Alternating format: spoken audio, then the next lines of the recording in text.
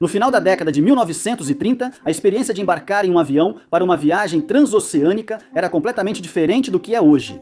Os passageiros não enfrentavam filas de segurança, nem passavam por fingers sem janelas, sempre repletos de anúncios clichês do HSBC. Só eu, só Londres, não sei. Eles caminhavam por um cais de madeira no porto antes de sair do pier. Um comissário de bordo impecável recolhia seus casacos e eles deixavam o chão firme para entrar em uma fuselagem reluzente. Lá dentro, o ambiente não foi feito para lotação máxima, com pessoas apertadas em assentos econômicos, mas sim para oferecer conforto máximo. Essas máquinas possuíam salas de jantar para 14, pessoas, toalhas de linho, taças de cristal e garçons servindo refeições completas. As cozinhas recebiam 135 quilos de comida fresca para cada viagem pelo Atlântico. Havia vestiários separados, salões para socialização e à noite a tripulação baixava beliches para transformar a cabine em um trem-leito nos céus. Este era o Boeing 314, Clipper, um hidroavião tão capaz e tão glamuroso que se tornou a primeira aeronave a transportar. Um presidente dos Estados Unidos em exercício, levando Franklin D. Roosevelt à Conferência de Casablanca em 1943, ele representou um breve momento na história em que viajar de avião era, provavelmente, mais confortável do que é hoje. No entanto, esse conforto vinha com um preço astronômico. Em 1939, uma passagem de ida e volta em um Pan Am Clipper custava $675, o que parece até razoável.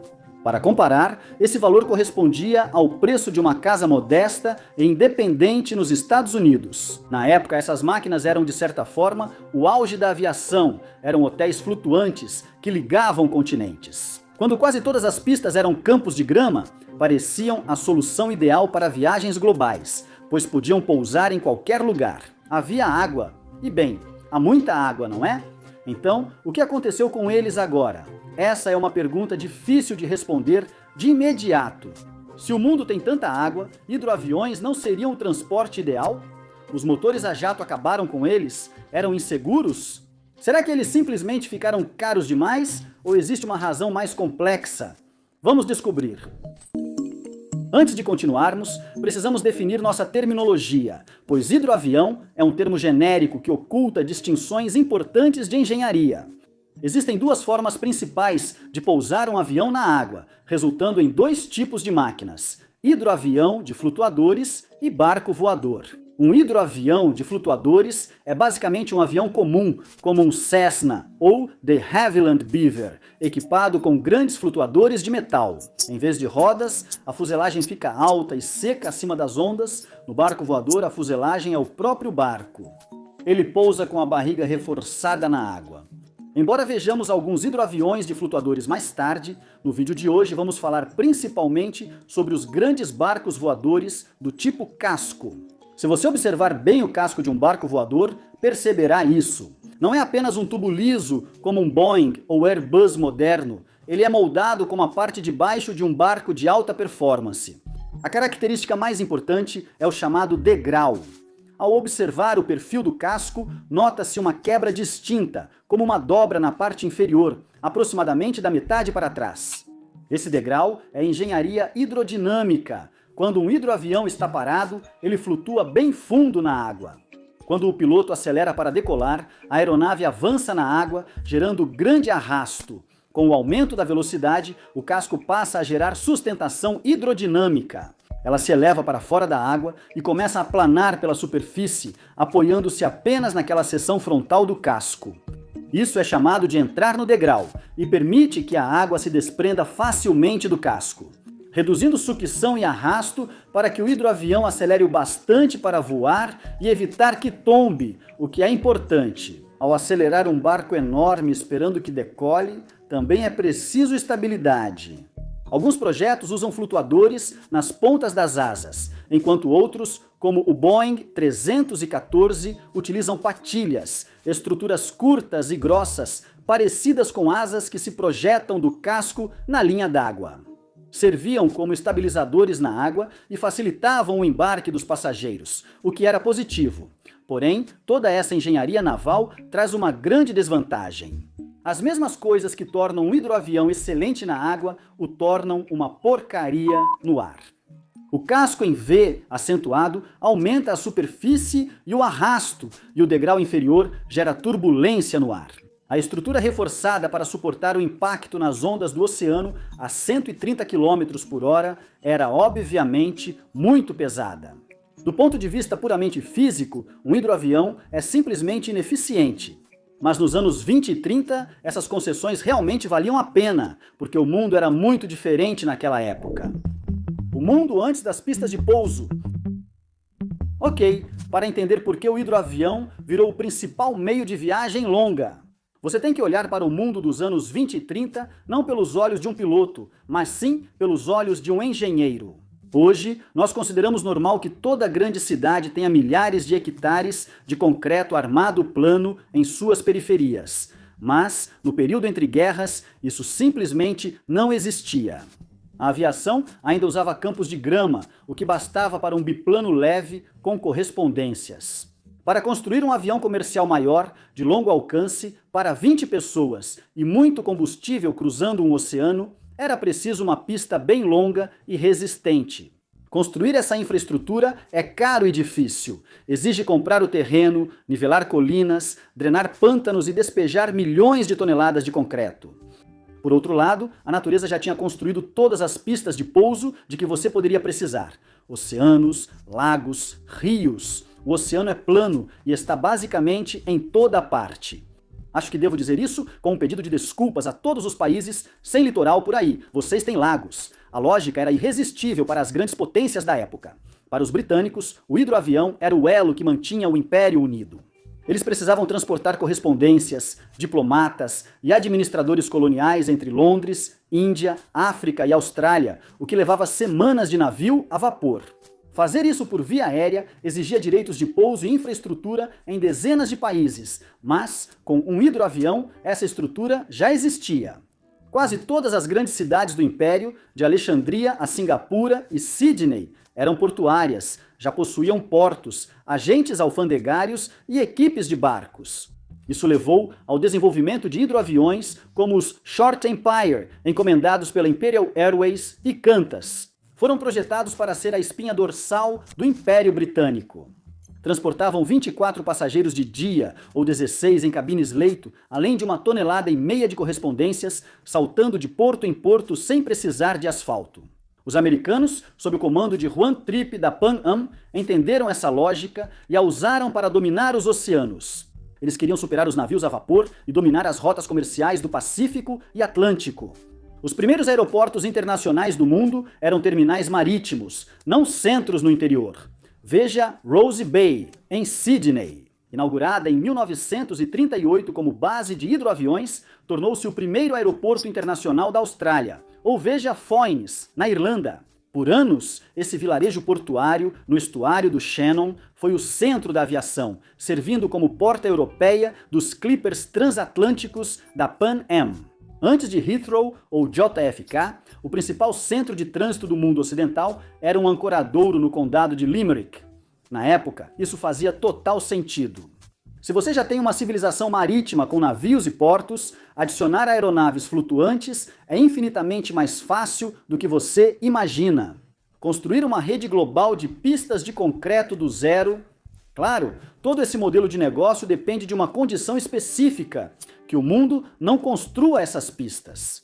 Depois que o concreto é derramado, a principal vantagem do hidroavião desaparece e você já deve imaginar o que acontece a seguir. Mas antes, a era de ouro do glamour. Se você quer entender o auge absoluto da era dos hidroaviões, precisa olhar para uma máquina específica, o Boeing 314 Clipper. Em 1935, a Pan Am já voava pelo Pacífico com o Martin M130, conhecido como China Clipper. Mas, para o chefe da Pan Am, Juan Trippe, isso simplesmente não era suficiente. Ele queria algo maior, dobrar a capacidade de carga e ter alcance para conquistar o Atlântico e o Pacífico. Com conforto superior ao de navios transatlânticos de luxo, a Boeing respondeu ao desafio de fornecer potência de elevação para esse gigante, sem partir do zero. Eles usaram a asa gigante do bombardeiro experimental XB-15, tão espessa que permitia rastejar dentro dela durante o voo para inspecionar os motores. A essa asa acoplaram uma fuselagem de 2 andares totalmente nova. Entre 1938 e 1941 só 12 desses gigantes foram construídos. 9 foram para a Pan Am, 3 para a Boeing, mas apesar do número reduzido, eles eram maravilhas da engenharia. Estamos falando de uma aeronave com alcance de 3.500 milhas, construída com 50 mil peças separadas, unidas por 500 mil de rebites e entrelaçadas com 11 milhas de fiação elétrica. Entrar em um Boeing 314 era como entrar em um clube Art Deco. A fuselagem era dividida em 11 seções distintas. Havia 5 salões de passageiros, vestiários masculino e feminino, cozinha, alojamentos da tripulação e compartimento de bagagens. O destaque era a sala de jantar. Comportava 14 pessoas de cada vez, sem precisar escolher entre frango ou carne. Nada de bandejas de plástico. Garçons de jaqueta branca serviam vinho em taças de cristal enquanto a aeronave voava a 2.400 metros. Para te dar uma comparação moderna, imagine entrar em um Airbus A320. Agora, simplesmente arranque todos aqueles assentos desconfortáveis que a Ryanair instalou. Remova os compartimentos superiores e no tubo vazio, coloque móveis de lounge como os que você esperaria ver. Humphrey Bogart tomando um martini ali. Você está entendendo o conceito do Clipper. À noite, comissários baixavam assentos e montavam beliches, tornando o avião um dormitório. Havia até uma suíte nupcial nos fundos, uma cabine privada preferida por VIPs, como Winston Churchill. As rotas dessas aeronaves pareciam mais romances de aventura do que planos de voo. Uma travessia transpacífica não era apenas um voo de 10 horas, era uma odisseia de 6 dias. Você partia de São Francisco e ia pulando de ilha em ilha pelo oceano. Honolulu, Midway, Ilha Wake, Guam, Manila e, finalmente, Hong Kong. Nem sempre você estava no ar à noite. Às vezes, o Clipper pousava em uma lagoa e os passageiros iam para um hotel da Pan Am na ilha, onde dormiam em terra firme antes de seguir viagem pela manhã. O primeiro voo comercial transatlântico dos Estados Unidos para a Europa ocorreu em junho de 1939, com 17 passageiros, 12 tripulantes e custo de $675, ida e volta. Você estava voando pelo preço de uma casa, mas por esse valor você comprava seu lugar na história.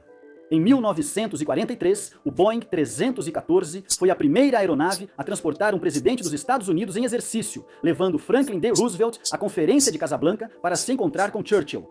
Devido à ameaça dos submarinos alemães, o serviço secreto considerou o ar mais seguro que o mar, consolidando o Clipper como principal meio de viagem. Com a entrada total dos Estados Unidos na Segunda Guerra Mundial, os militares tomaram os Clippers e os passageiros passaram de socialites a generais e soldados.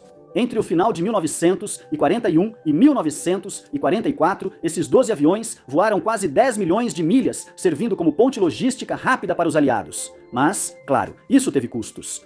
O oceano pode ser bastante implacável, até mesmo para barcos. Em 1943, o Yankee Clipper caiu ao tentar pousar no Rio Tejo, em Lisboa.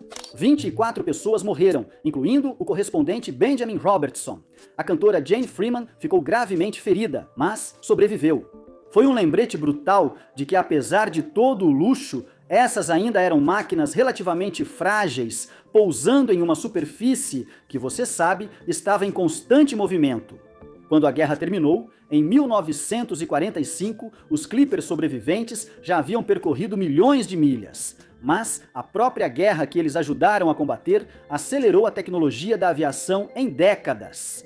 Em 1946, aqueles glamurosos gigantes pesados já eram vistos como dinossauros. O mundo buscava velocidade e o Clipper quase seria superado pelos barcos do Império Britânico. Enquanto os americanos criavam grandes Clippers para dominar o oceano, os britânicos seguiam um caminho um pouco distinto. Eles precisavam costurar um império que se estendia por 1/4 do globo.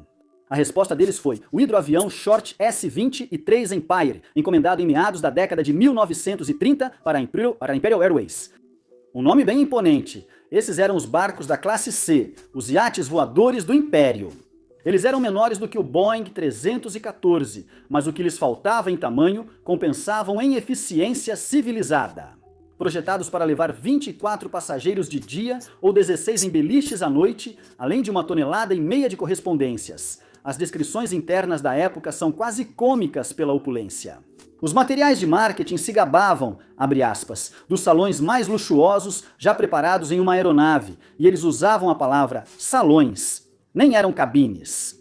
Havia uma cabine de fumantes, um deck de passeio e uma copa do comissário para manter o chá quente.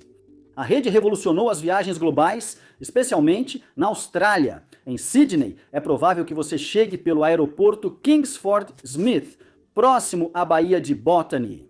Em 1938, o primeiro aeroporto internacional real da Austrália eram as águas do porto de Sydney, em Rose Bay. Em 5 de julho de 1938, a era de ouro da aviação australiana começou oficialmente. Esse foi o início da famosa Rota do Canguru, outro nome bacana. A viagem de Sydney a Londres levava 9 dias. Isso parece exaustivo para nós, mas é preciso lembrar que a alternativa era uma viagem de navio a vapor que levava 6 semanas. A Qantas fazia Sydney-Singapura em 3 dias, enquanto a Imperial Airways seguia até Londres. Mas vamos deixar claro quem realmente estava sentado nessas 16 cabines-leito. Isso não era transporte de massa. A lista de passageiros consistia principalmente de administradores coloniais, políticos de alto escalão, magnatas corporativos e ricos comuns. As tarifas eram astronômicas. Você não voava nessas rotas para economizar dinheiro, você voava para economizar tempo e pagava uma fortuna por isso. Se as companhias aéreas de baixo custo de hoje são basicamente ônibus voadores, os aviões do Império eram vagões. Pullman voadores com seu próprio mordomo eram a expressão máxima do poder britânico pré-guerra. Lentos, confortáveis e exclusivos para a elite. Foynes, uma vila no centro do mundo, talvez não haja símbolo melhor dessa era estranha e passageira do que a vila de Foynes, no estuário do Shannon. Por um breve período, entre 1937 e 1945, esse pequeno e tranquilo porto se tornou o centro do mundo da aviação. Como os hidroaviões não conseguiam fazer o trajeto de Nova York a Londres de uma só vez, transportando uma carga comercialmente viável, eles precisavam de uma escala, e Foynes era essa escala. Ela virou o terminal europeu dos gigantes transatlânticos. Em julho de 1939, o Yankee Clipper da Pan Am pousou no porto. No primeiro voo comercial dos Estados Unidos para a Europa, ele levou 17 passageiros e 12 tripulantes. Eles pagaram $337 por uma passagem só de ida para desembarcar em uma vila que, até recentemente, era mais conhecida por suas importações de carvão, mas por aqueles poucos anos, Foynes foi um ponto de encontro cosmopolita. Estrelas de cinema, diplomatas, refugiados e espiões passavam pelo mesmo terminal pequeno. Há também uma curiosidade, talvez só uma lenda divertida. A história conta que em uma noite de inverno particularmente miserável, um voo teve que retornar devido ao mau tempo, e os passageiros estavam com frio, cansados e molhados. O chefe do restaurante do terminal, Joe Sheridan, decidiu que eles precisavam de algo mais forte do que chá, então preparou um café, adicionou um pouco de açúcar e uísque e colocou um pouco de creme por cima. Um passageiro americano perguntou o que era, e Sheridan respondeu: "Isso é café irlandês, como dizemos. Talvez seja só uma lenda agora." Por um instante, parecia que o futuro das viagens seriam naves glamourosas atracando em portos encantadores, servindo uísque aos passageiros. Mas essa era de ouro durou pouco mais de uma década. A mesma guerra que trouxe os VIPs para Foynes estava prestes a industrializar a aviação de uma forma que acabaria com os hidroaviões. A guerra os tornou cavalos de batalha indispensáveis, mas também plantou as sementes de sua destruição. Cavalo de batalha da guerra em perigo. Quando a guerra estourou em 1939, o reluzente mundo serviço de luxo dos hidroaviões Empire mudou um pouco. Militares britânicos adaptaram o Short Empire civil, aprofundando o casco, acrescentando compartimentos de bombas e metralhadoras, criando o Short Sunderland. Se o Empire era um hotel voador, o Sunderland era uma fortaleza voadora que por acaso flutuava. Entrando em serviço em 1938, mais de 700 dessas máquinas foram usadas pela Força Aérea Real e Forças Aéreas Aliadas, não só na Segunda Guerra Mundial, mas até o fim dos anos 50. Elas eram feitas para a difícil rotina do patrulhamento marítimo, já que essas missões duravam de 10 a 13 horas no Atlântico. O Sunderland mantinha um nível de habitabilidade que era inédito em um Lancaster ou em um B-17. Ele tinha uma cozinha com 2 fogareiros a querosene para refeições quentes, tinha beliches para a tripulação fora de serviço dormir, tinha até um vaso sanitário de porcelana com descarga estilo iate e uma pequena oficina de bordo para que os engenheiros de voo pudessem fabricar peças e consertar coisas durante a missão. Muito legal, mas não se engane com o vaso sanitário de porcelana. Aquilo era uma arma. O Sunderland era fortemente blindado, com torres defensivas no nariz, cauda e parte dorsal. Era tão difícil de derrubar que os pilotos da Luftwaffe alemã o apelidaram de Fliegendes. Alemão. Por que tão longo? Stachelschwein, talvez, ou em inglês, o porco-espinho voador, que provavelmente eu deveria ter usado logo. O Sunderland se tornou o terror da frota de submarinos em julho de 1940, quando um Sunderland da Força Aérea Real reivindicou o primeiro afundamento não assistido creditado a esse modelo. Durante a guerra, eles cumpriram missões intermináveis e exaustivas sobre o Atlântico Médio, buscando o rastro de um periscópio. Eles resgataram tripulações de navios mercantes torpedeados no gelado Mar do Norte, pousando em ondas que destruiriam aeronaves menos resistentes. Foram a espinha dorsal da Batalha do Atlântico, mostrando que hidroaviões podiam suportar danos que deixariam qualquer outra aeronave no chão. Enquanto os britânicos tinham o Sunderland, os americanos deram aos aliados o PBUs. O Catalina era o canivete suíço da guerra, menor, mais lento, mas ainda assim incrivelmente resistente. Ele era usado para tudo, desde escolta de comboios até resgatar aviadores abatidos do Pacífico. Mas o papel mais lendário do Catalina não foi em batalha, e sim como uma rota vital secreta conhecida como Serviço Duplo Nascer do Sol. Em 1943, o avanço japonês pelo Sudeste Asiático havia cortado a ligação aérea entre a Grã-Bretanha e a Austrália. A Rota do Canguru estava morta. Para manter comunicações vitais, a Qantas restabeleceu a ligação com Catalinas por uma rota ultra secreta entre Ceilão, atual Sri Lanka, e o Austrália Ocidental. Esse foi, de longe, o voo comercial sem escalas mais longo da história, com mais de 3.500 milhas sobre o Oceano Índico. Os Catalinas estavam tão sobrecarregados de combustível que tiveram que retirar todo o resto. Não havia assentos de luxo, nem isolamento acústico e quase nenhuma capacidade de carga, além da mala diplomática e 3 passageiros muito apertados. Os voos normalmente duravam entre 30 e 33 horas sem parar.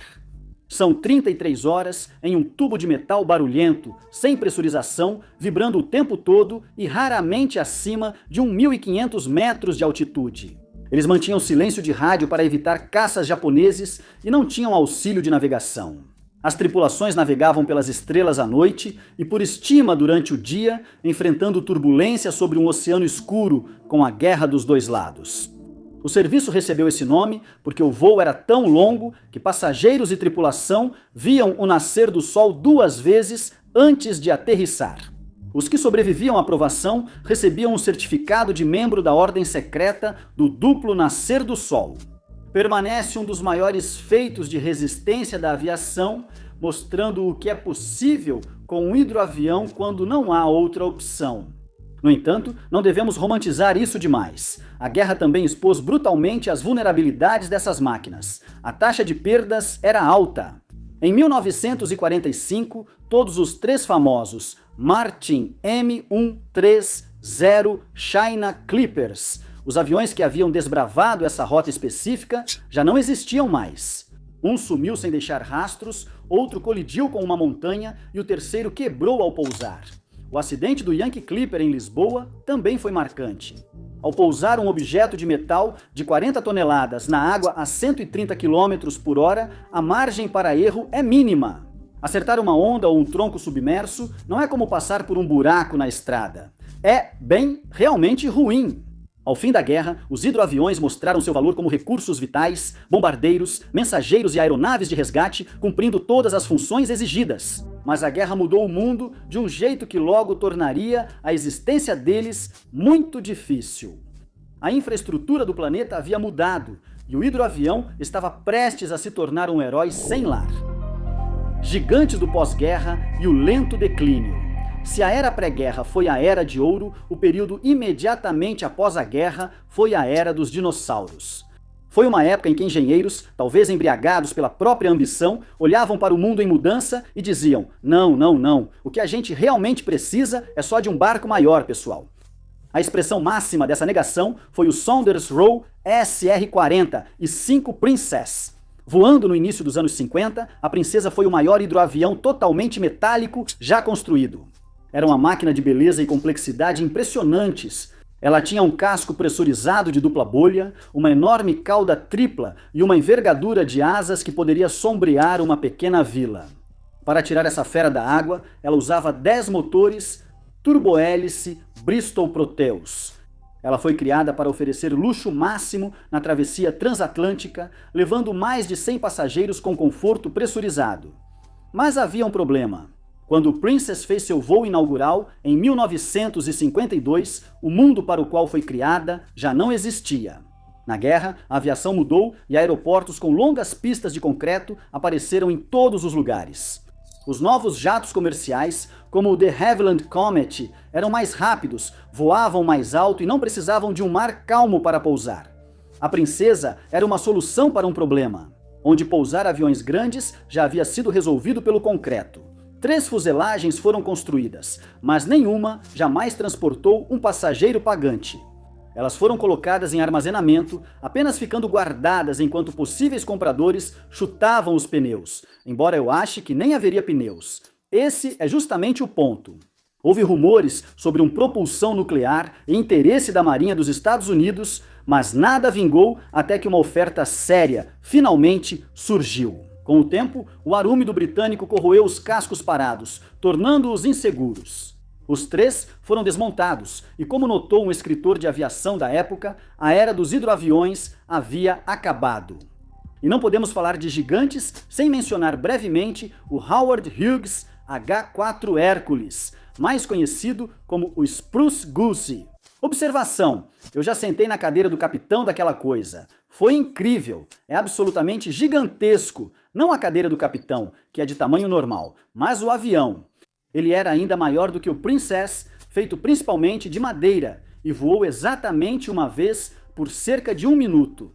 Em 1947, é o símbolo máximo dessa era, uma conquista magnífica e recordista da engenharia que se tornou totalmente e irremediavelmente irrelevante no momento em que saiu da água. Já nos anos 50, construir barcos gigantes era como lançar um enorme transatlântico movido a carvão, justamente quando os primeiros aviões a jato e navios porta-contêineres começavam a aparecer no horizonte. Você pode admirar o trabalho artesanal, mas dificilmente vai investir nisso. O hidroavião não sumiu de repente, só se afastou para lugares mais isolados. Enquanto os gigantes fracassaram, sobreviventes da guerra seguiram em diferentes modelos militares das Shorts. Os Sunderlands viraram aviões comerciais, chamados Heights e Sandringhams. As torres de metralhadora foram removidas, receberam assentos confortáveis e operaram em rotas com poucas pistas de pouso, tornando-se lendas no Pacífico Sul. A Teal, Tasman Empire Airways Limited, voava entre Austrália, Nova Zelândia e ilhas como Tahiti e Fiji com esses aviões. Bem adentro das décadas de 60 e 70, nos nichos do Pacífico, onde era quase impossível construir pistas em atóis de coral, o hidroavião ainda dominava, mas em Sydney, na Rose Bay, seu tempo já havia terminado. A Era de Ouro, iniciada com fanfarra em 1938, terminou no início dos anos 1950. Aviões terrestres, mais baratos, rápidos e eficientes, assumiram a rota para Londres, restando aos hidroaviões voos entre as ilhas. Se ainda eram úteis para sobreviver no Pacífico, por que sumiram totalmente da aviação convencional? Por que não pousamos mais no rio Hudson? O que realmente acabou com os hidroaviões? Certo? Então já estabelecemos que os hidroaviões eram glamurosos, heróicos na guerra e às vezes bastante assustadores quando caíam. Já vimos que eles podiam pousar em qualquer lugar e eram muito luxuosos. Porém, hoje nos aeroportos, hidroaviões praticamente não existem. Para entender o motivo, precisamos analisar as diversas armas do crime, pois foi uma morte por 1000 cortes. cortes envolvendo infraestrutura, física, química e pura e simples economia. Agora, o primeiro e mais óbvio assassino é a pista de pouso. Lembre-se, toda a existência do hidroavião se baseava na ideia de que construir longas faixas de concreto, planas pelo mundo todo, era impossível, ou simplesmente caro demais. Em 1935, isso era verdade, mas depois veio a Segunda Guerra Mundial. O principal atrativo do hidroavião, dispensar pistas de pouso, deixou de existir em 6 anos. Um sentimento amplamente repetido na história da aviação resume isso perfeitamente. A guerra construiu as pistas para os bombardeiros, mas, uma vez assinado o Tratado de Paz, essas pistas ficaram de repente disponíveis para os aviões comerciais. Por que pousar em um porto e lidar com marés e barcos de apoio se você pode pousar em um grande aeroporto a 8 quilômetros do centro? A questão é a física, especialmente o arrasto. Quando qualquer objeto se move pela água, ele gera ondas, uma onda de proa e uma onda de popa. À medida que você acelera, essas ondas ficam muito maiores. Quando você atinge a velocidade de casco, o comprimento de onda iguala ao do casco e o arrasto aumenta muito, prendendo você em um buraco criado por si mesmo. Para ir mais rápido do que isso, você precisa planar, precisa levantar o casco acima da água. É por isso que os hidroaviões têm aquele degrau no casco que mencionamos antes. Isso quebra a sucção e permite que o avião deslize pela superfície como uma lancha, e isso é ótimo para decolar, mas é completamente inútil quando você está voando.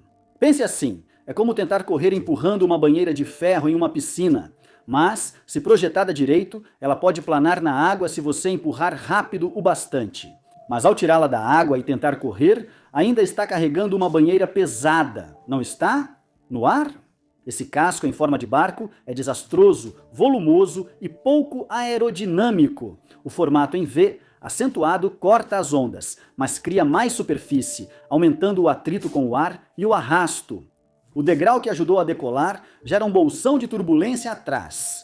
Os ponsons ou flutuadores de ponta de asa garantem estabilidade, mas aumentam o arrasto e ainda há a questão química. Operar máquinas de alumínio de alto desempenho na água salgada é um pesadelo. Corrói as chapas, trava cabos de controle e apodrece quase tudo. A manutenção de um hidroavião é bem maior que a de um avião terrestre. É preciso lavá-lo sempre e inspecionar o casco para corrosão a cada contato com a água. Vimos isso com os protótipos Saunders Roe Princess. Eles nem chegaram a voar em serviço, mas só de ficarem armazenados. O ar úmido e salgado corroeu as estruturas das aeronaves a ponto de elas se tornarem apenas sucata. Até hoje, aviões modernos de combate a incêndios, como o Canadair CL-415, são feitos com materiais caros e resistentes à corrosão e requerem rigorosos ciclos de lavagem. O quarto fator mortal é o ambiente. O oceano sozinho não é uma pista consistente. Uma pista de concreto é previsível, é lisa, você pode drená-la, pode colocar luzes nela, pode remover a neve dela. Ela tem o mesmo comprimento hoje que tinha ontem. Com a água, nada disso é verdade. Operações de hidroaviões são restritas pelo estado do mar, altura das ondas e ondulação.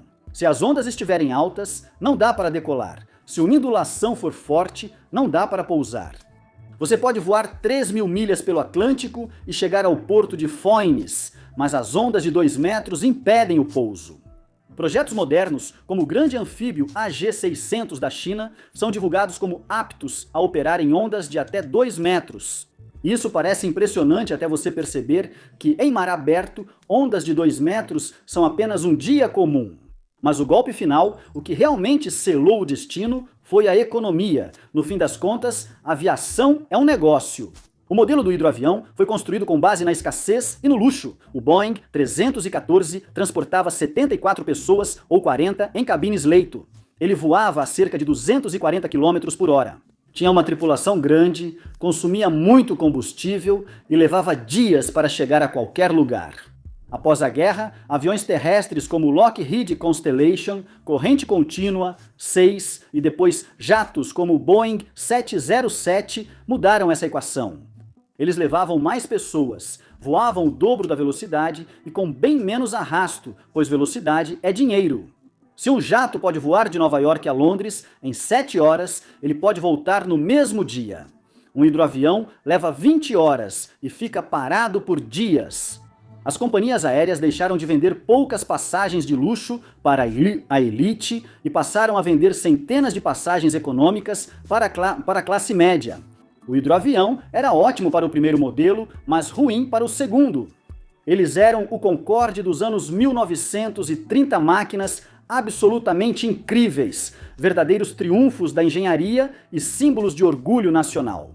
No fim, eles não sobreviveram em uma indústria obcecada com o custo por assento por milha. E há fatores subjetivos, moda, política. Já nos anos 50, moderno significava um jato elegante em um aeroporto novinho em folha com um belo terminal de vidro. Um barco pesado atracando em um cais molhado parecia coisa do passado.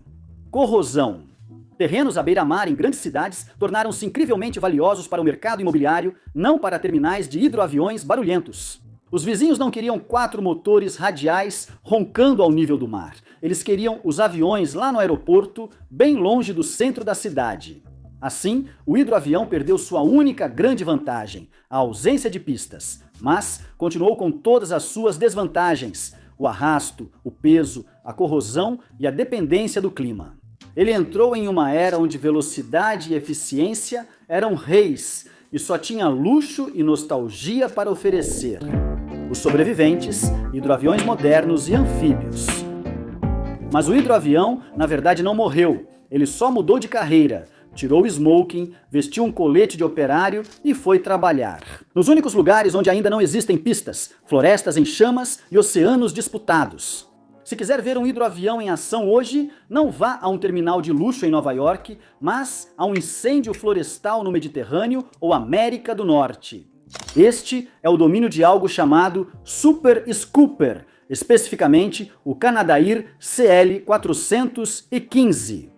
Projetado nos anos 90 como um avião de combate a incêndios, essa máquina é uma verdadeira fera.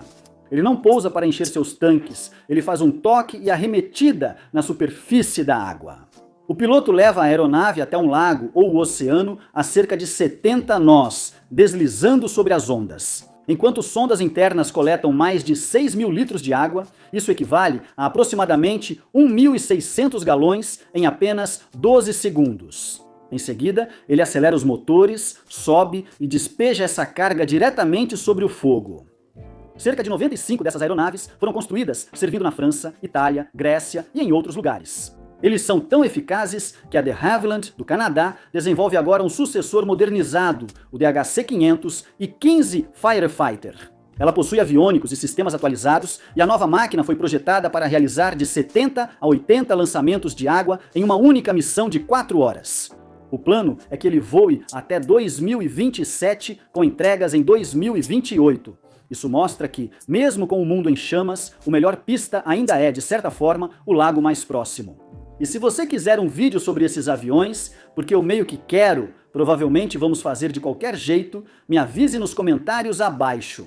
Se os canadenses constroem burros de carga, os chineses criarão monstros em 2025. A Corporação da Indústria de Aviação da China, ou AVIC, recebeu o certificado de tipo para o AG-600 Kunlong. Esse negócio é gigantesco. Com peso de decolagem acima de 53 toneladas e envergadura de quase 39 metros, ele tem tamanho similar ao Boeing 737 ou Airbus A320.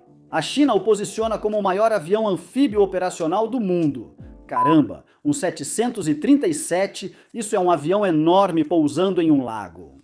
Apesar de atuar como avião-tanque capaz de coletar 12 toneladas de água, seu valor é estratégico.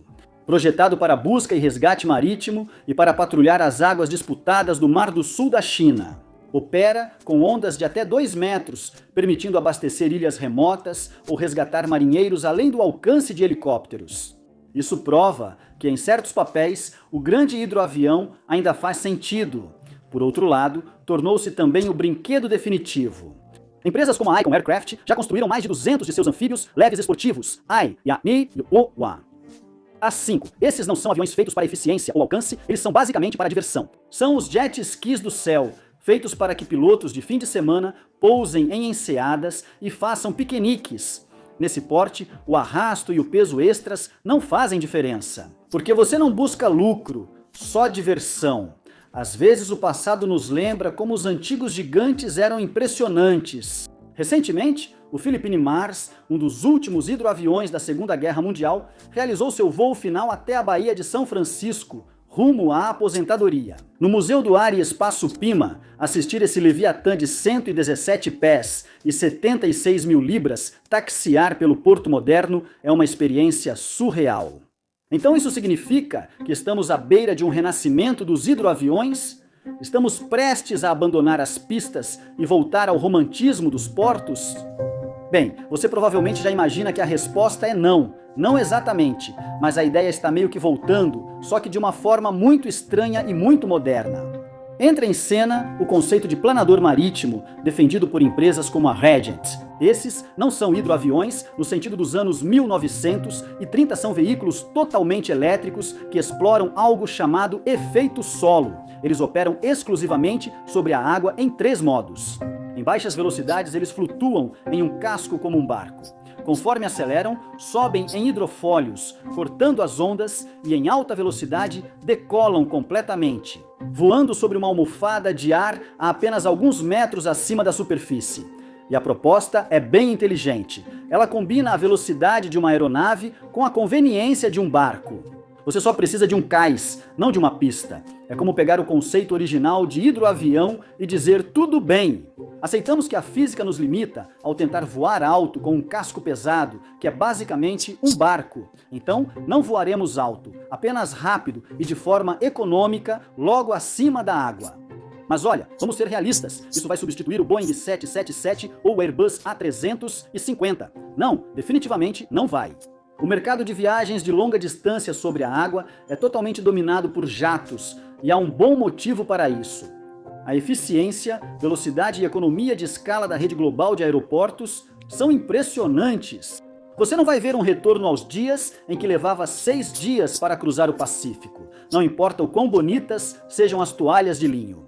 O hidroavião não vai desaparecer, mas ocupará um nicho vital, especialmente com a piora das mudanças climáticas e incêndios mais intensos. A procura por aviões anfíbios, como o DHC-500 e 15, crescerá com o aumento do congestionamento das cidades costeiras e aeroportos. Evitar o asfalto e pousar direto no porto, seja com planador marítimo ou pequeno anfíbio, está se tornando uma opção bastante atraente. A variedade de novos projetos, como o AG-600 chinês, aviões canadenses de combate a incêndios e planadores elétricos, indica isso. Ainda não encerramos essa ideia. Não vamos voltar à era dos clippers, de jeito nenhum, mas também ainda não estamos prontos para deixar a água para trás. Obrigado por assistir.